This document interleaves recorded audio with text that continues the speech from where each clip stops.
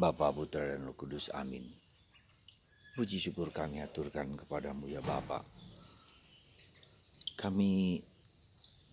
Kau beri ibu-ibu, kau beri bunda di surga Maria. Dan Yesus sangat menghargai peranan ibu, peranan wanita dalam karya-karyanya.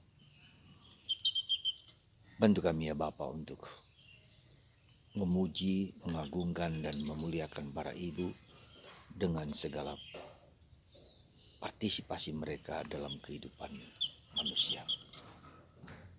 Terpujilah namamu kini dan sepanjang segala masa. Amin.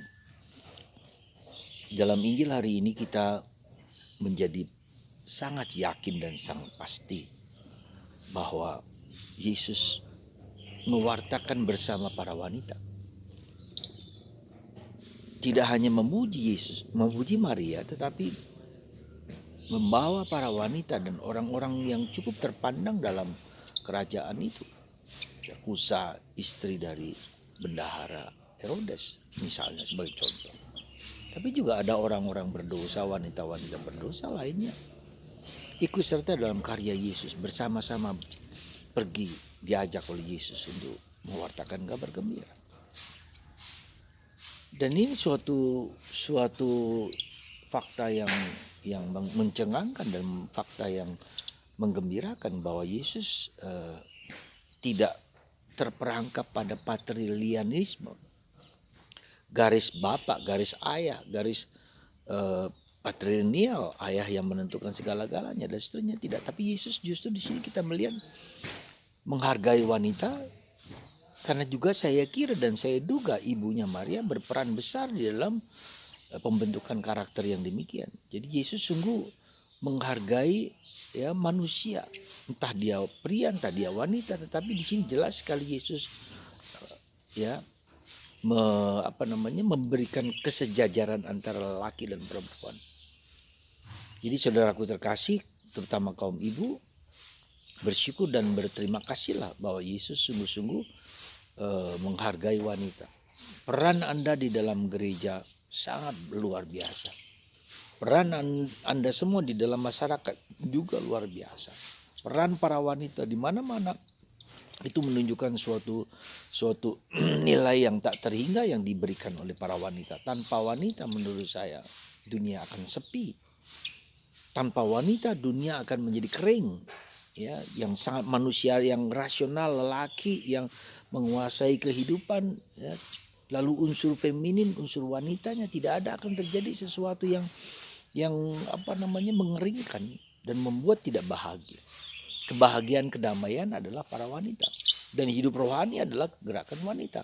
Coba saja kalau kita perhatikan berapa banyak yang aktif di gereja, mungkin 75% adalah para wanita. Para lelaki mungkin 25% dimanapun juga. Ya. Dan itulah kita bisa melihat bahwa dengan adanya wanita kita bisa melihat devosi ya, devosi Maria, devosi Hati Kudus Yesus, devosi kerahiman ilahi. Hampir semua kebanyakan adalah wanita. Wanita-wanita yang tangguh, wanita-wanita yang kuat dalam penderitaan.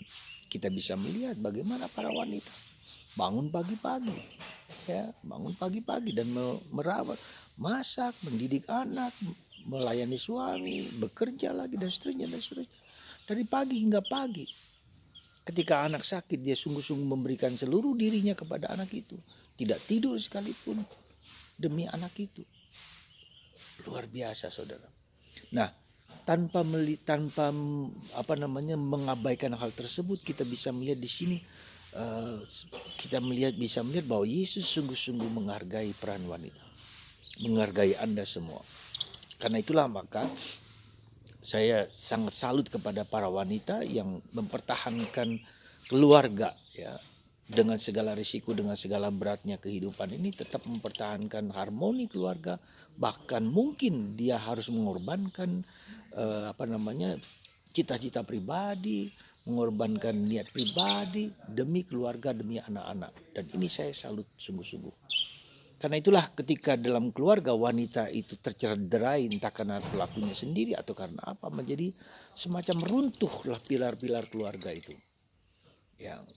Nah, saudaraku terkasih, di samping itu kita lihat bahwa wanita juga berkarya dalam gereja, ya, mendekor gereja, melatih anak-anak asmika, ya, kemudian ikut rapat, ikut sini dan segala macam. Itu semua menunjukkan sesuatu yang harus kita puji dan kita syukuri, bahwa para wanita sungguh-sungguh berperanan dalam hidup kita. Dan kita bisa melihat peranan Bunda Maria dalam karya keselamatan gereja. Dan satu hal yang terakhir yang saya mau sampaikan, bahwa dalam diri psikologi dalamnya Carl Gustav Jung, bahwa dalam diri lelaki ada unsur feminitas, unsur kewanitaan. Ya, unsur wanita juga ada unsur maskulinitas. Jadi dalam diri kita itu ada seperti yin yang dalam simbolisme orang Tionghoa. Ya. Jadi kita bisa melihat di sini bahwa lelaki pun harus mengembangkan aspek feminitasnya, aspek kontemplatifnya, aspek doanya, aspek emosinya, aspek kedekatan, keakraban, kemesraan. Tanpa itu lelaki akan sangat kering. Ya.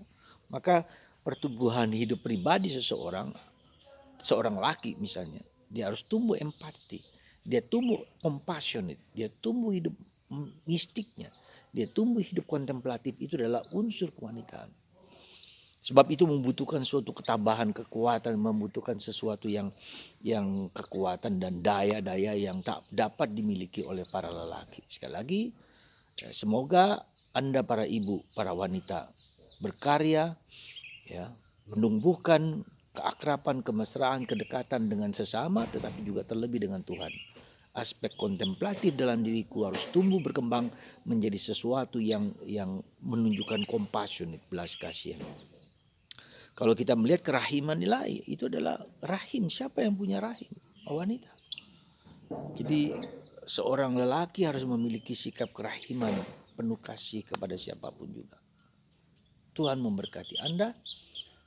Bersyukur dan berterima kasih untuk para ibu, para wanita yang berkarya dimanapun, dengan penuh keyakinan kekuatan. Tuhan memberkati Anda semua. Dalam nama Bapa dan Putra dan Roh Kudus. Amin.